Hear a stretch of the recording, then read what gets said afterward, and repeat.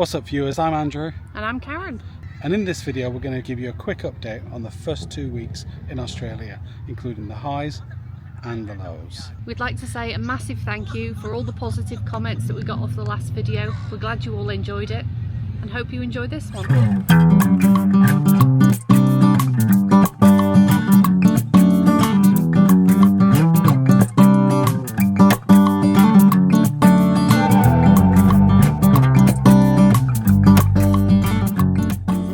Just come out of 2 estate agents and they've both said it may be difficult for us.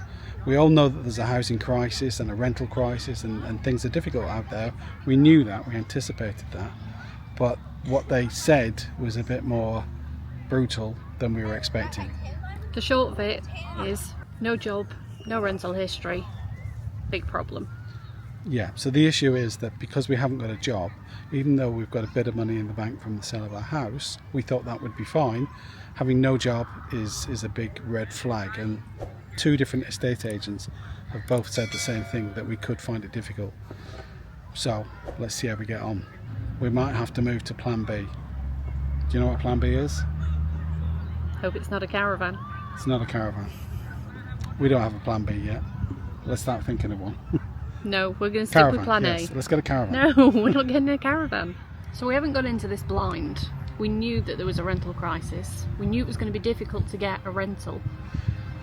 The issue is, we're finding it difficult to get into a house to actually do an inspection. But we're not even getting any feedback, we're not getting any appointments. So it's even difficult just to get in and have a look inside a property, never mind applying for one that you like. At the moment, I just want to get inside and see what I'm possibly going to be fighting against another 20 people for. But at the moment, I'm not feeling like this is going to be the dream house that I thought we might be getting. Absolutely. I think the dream house might not be reality anymore. I think having a 4-bedroom detached with garden and perfect location for schools and perfect location maybe for the train line and work, I don't even think we're going to have to compromise. That's all out the window at the minute. We've seriously lowered our expectations. Have a look at anything that's available. Let's get it right. We're literally just chasing an inspection of any house, of any size, in any neighbourhood. We just need to get in one to work out what it is that you've got to do when you get to that next stage. We don't even know the process. What a difference a week makes. We've been to view properties, we've had inspections, and we've made some applications. It's fair to say the mood last week was pretty dark. We were in a difficult position and it was a bit challenging, but we've got through it. We have a much better understanding of how the process works now, and with that better understanding we're in a much better place. So we've now been to see some properties. The inspections are not quite what I expected, I have to admit. It's a bit intimidating when there's so many people looking around the same property. We've been doing the inspections with the children, so there's 5 of us, and there could be 10 other families. Sometimes more. I'm sure one of them had 20 different people viewing. It's crazy, and everything's done in 15 minutes. You're in and out. All I can say is if you're in this position, you need to go and have a look round, make sure it's suitable, and then you need to go back round again if you can within that 15 minutes just to work out who's having which bedroom and what you're going to do. And you've got to view every single property like it's the one that you're going to have. Exactly. We don't need to tell you guys because you guys know exactly what this is all about, but for us it's completely alien. It's a completely different experience that we've never had to do before. Even the way of doing it, I'm pretty sure, is different in the UK. But anyway. I've never even rented in the UK though, have you? Yeah, I've rented before, a long time ago, but it was a very different process. Anyway, we've had a complete mixed bag. Some of the properties, there was several other families.